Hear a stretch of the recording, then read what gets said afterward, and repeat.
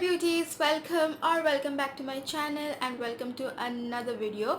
So मेरा background में आपको कुछ डिफरेंस दिखाई दिया. So मैंने सोचा कि कुछ लाइट्स लगाया जाए क्योंकि मैं एक नया वीडियो बना रही हूँ, थोड़ा हटके बना रही हूँ, साड़ी में बना रही हूँ. और ये साड़ी मेरी मम्मा का है एंड मैंने उन्हें बहुत रिक्वेस्ट के बाद मम्मा दे दो ना, मम्मा दे दो ना, मैं तो सिर्फ वीडियो बनाऊँगी, मैं थोड़ी ना पहन के बाहर जा रही हूँ. नहीं, तुम बर्बाद कर दोगी, तुम ये कर दोगी, तुम वो कर दोगी, तुम ये गिरा दोगी, वो गिरा दोगी.